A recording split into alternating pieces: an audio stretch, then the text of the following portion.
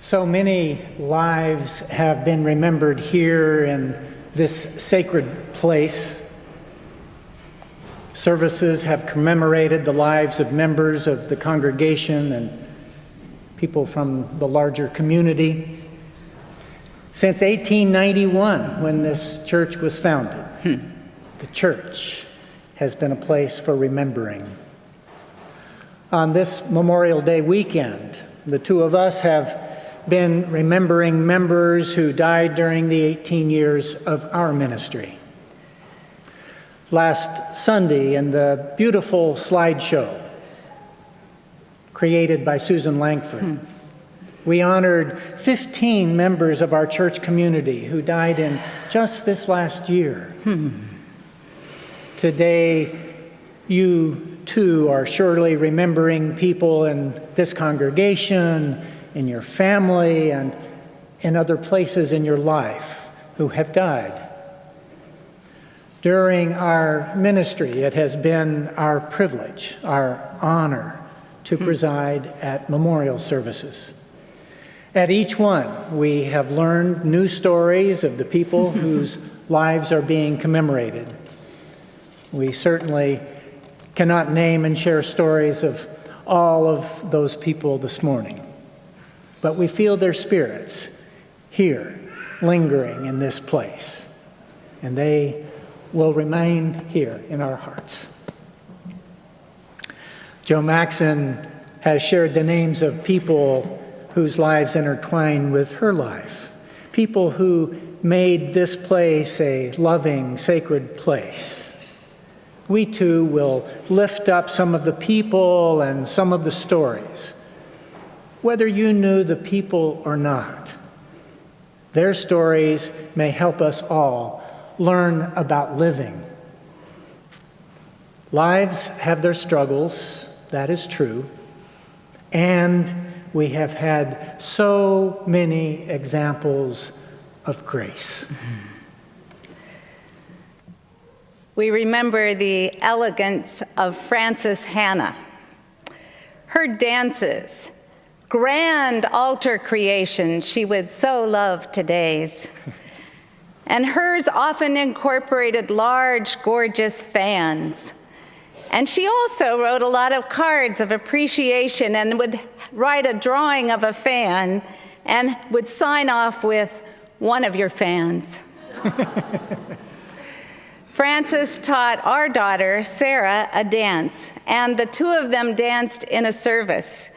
Frances danced with lit candles in her hands. All alone, she danced. Frances seemed the embodiment of a wise old woman. She seemed to offer the light to the heavens and then out to all of us.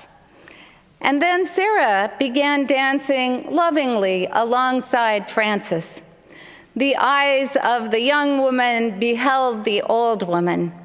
The looks were of appreciation, respect, admiration, gratitude. The old woman beheld the young woman with trust. The young woman's movements mirrored the old woman's. The young woman took all that she was learning and receiving and then made the movements her own. Light and love seemed to just flow between the generations. The wise old woman carefully, caringly gave the young woman the candlelight, passed on the torch.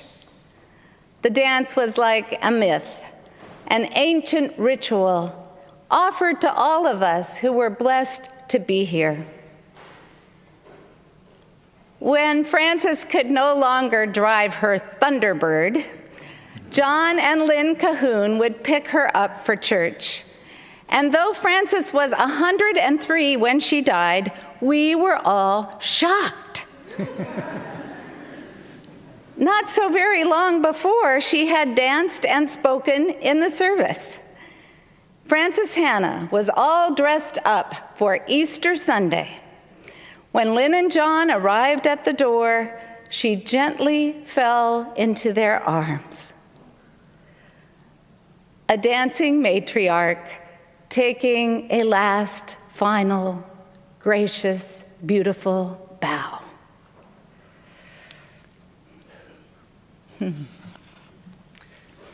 We remember Lucille Green, who, as she approached death, was grateful for another member, Michael Sohigian's visits. She said, "A big, handsome man visits me." And she spoke of her ease of letting go of life and becoming. She said, "I am becoming one with all."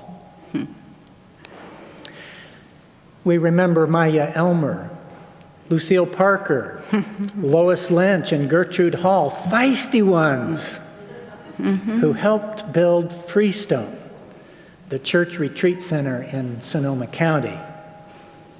We remember Eileen Dimmock and her sweetness.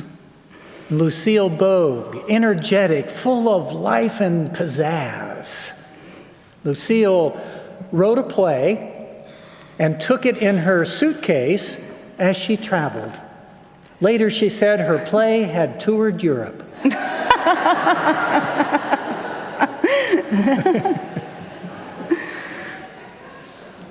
We remember Pat Sager, with either purple or blue swatches dyed in her silver hair. And Georgia Carlson with her teddy bears and her hugs.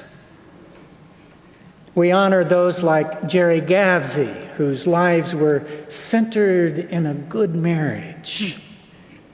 We remember Sandy Tremblay, decorating the church with pink flamingos and outrageous fun. And Sandy Pastermak's spunk and sparkle.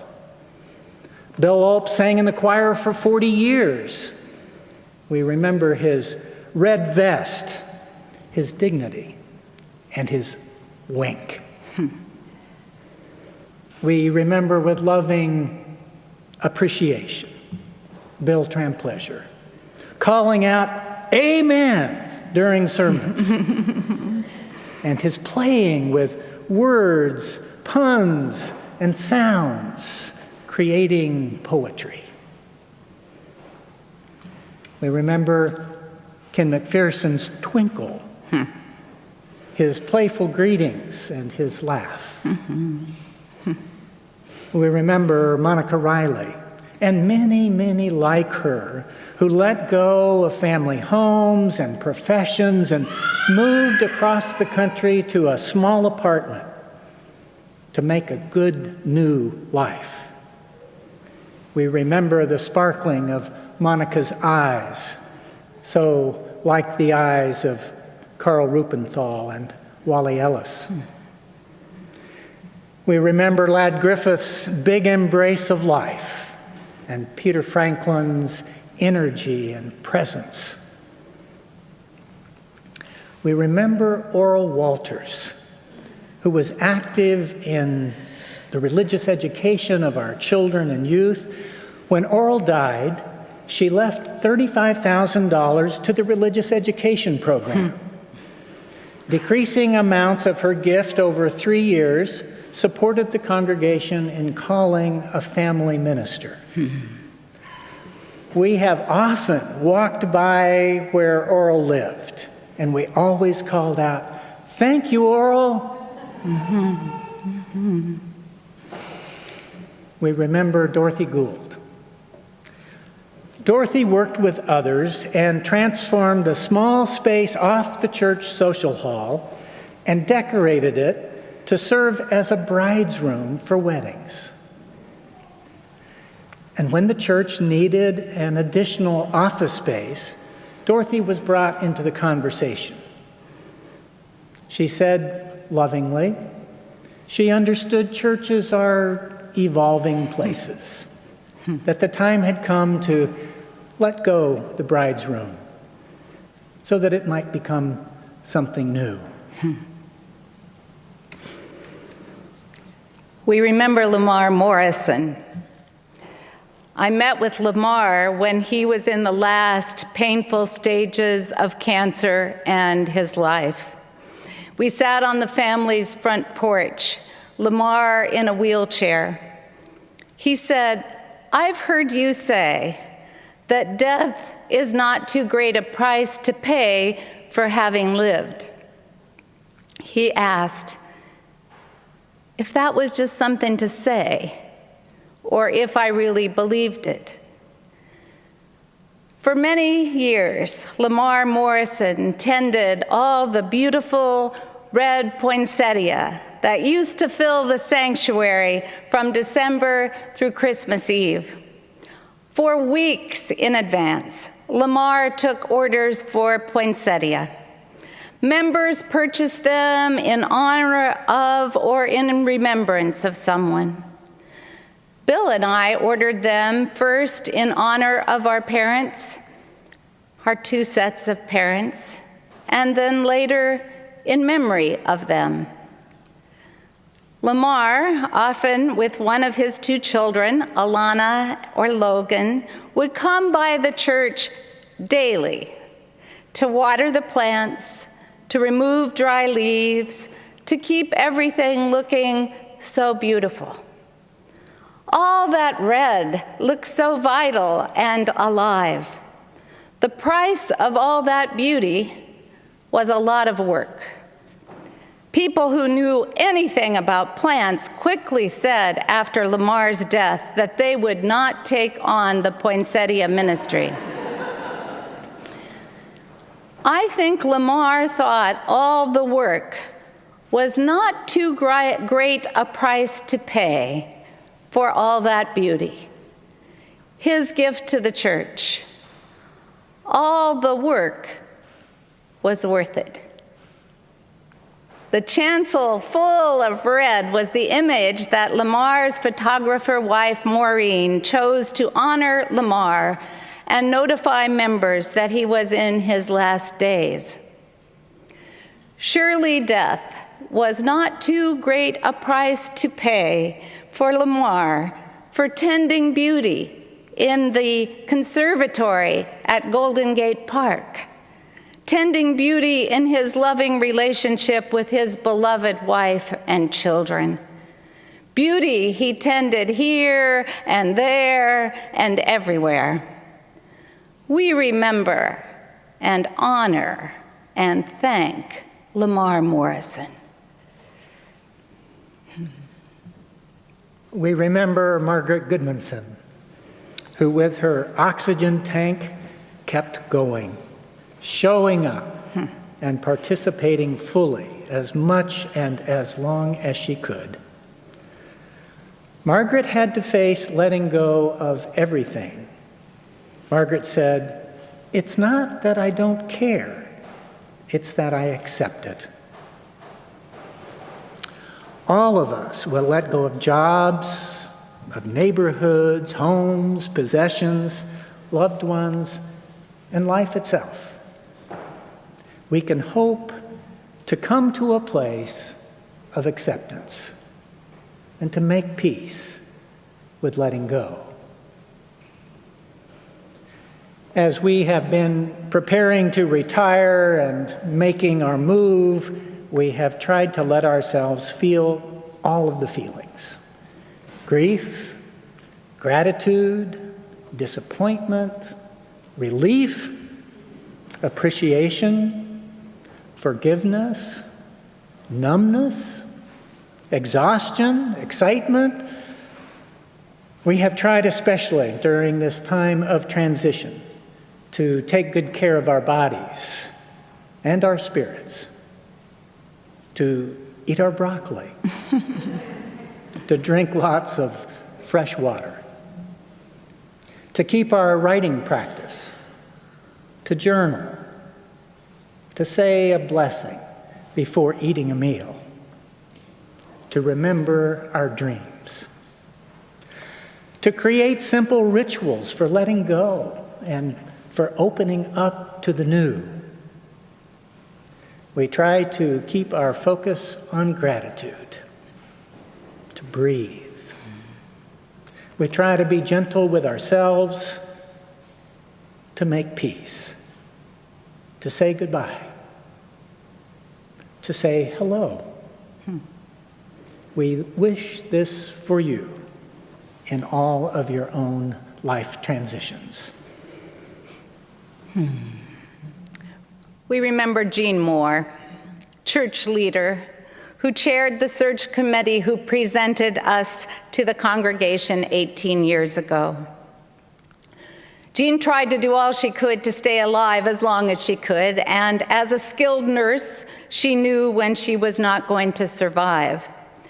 Jean told dear friends that she wanted to meet death as graciously as possible. And when she began hospice care, she announced it like she was getting into college.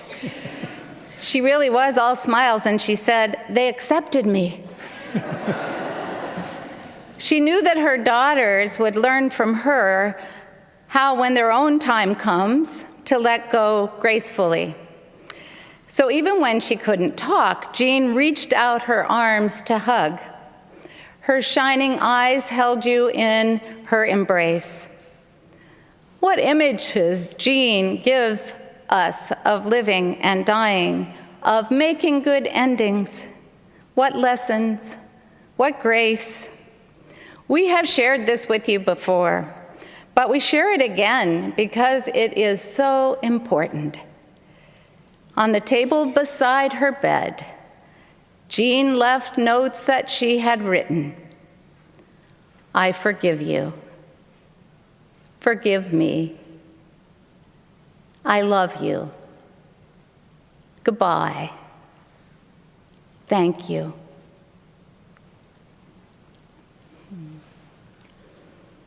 Beautiful, these lives, and so many more. Beautiful, all these memories of love. Beautiful, your memories of love. May they bless your minds, your hearts, and lift you up forever. Amen.